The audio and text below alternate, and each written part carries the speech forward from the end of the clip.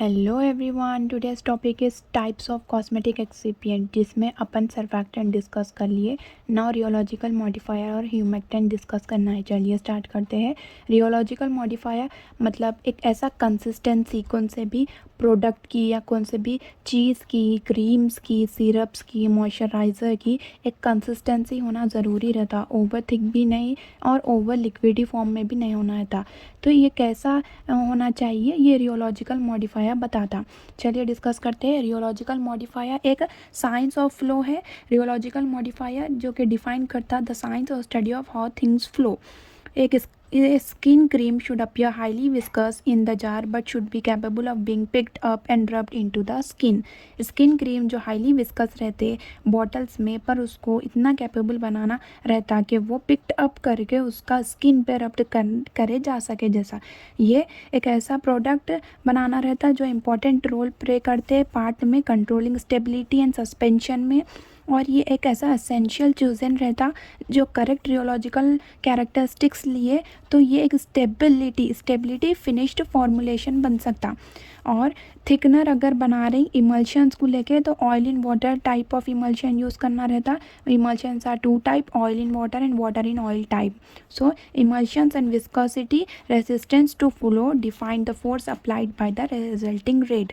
Viscosity का formula लिया यहाँ पे, shear stress by shear rate. Shear stress क्या करता है, per unit force per unit area से अप्लाइड करता है, और शेयर रेट क्या करता है, विस्कोसिटी ग्रेडियंट बताता है इसके अंदर।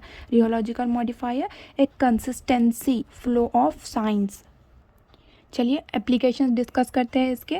इसमें फर्स्ट ये बताएंगे, thickening agents are often regulated as food additives में यूज़ होता है ये। Rheological modifier cosmetics, personal hygiene product, ingredients, जो भी पर्सनल के हाइजीन प्रोडक्ट्स रहते हैं उसके इंग्रेडिएंट्स में ये रियोलॉजिकल मॉडिफायर यूज़ करते हैं। थिकनिंग एजेंट में यूज़ करते, जेलिंग एजेंट्स में यूज़ करते, फॉर्मिंग अ जेल बनाने के उसमें यूज़ करते, liquid phases, colloidal mixture, form, weakly cohesive internal structure.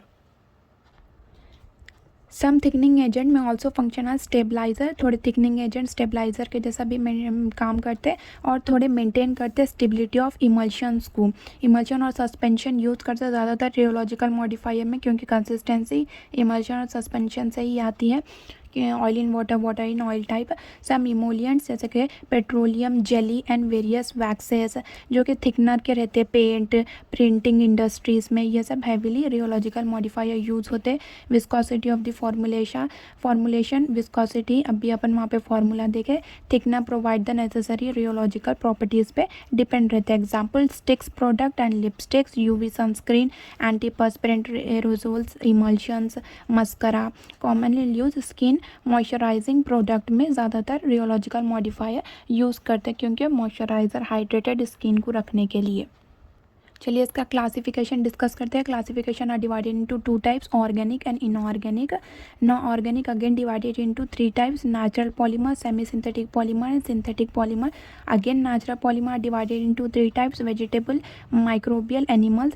Vegetable guar gum, locust bean, gum arabic, pectin. Now microbial again divided into one type, xanthan gum, animals, gelatin, albumin, collagen. Now semi-synthetic polymer are cellulose, starch, agglomerate, others. Now synthetic polymers are polyvinyl alcohol, polyethylene oxide. Inorganic है bentonite, silicate powder, colloidal albumin. Now rheological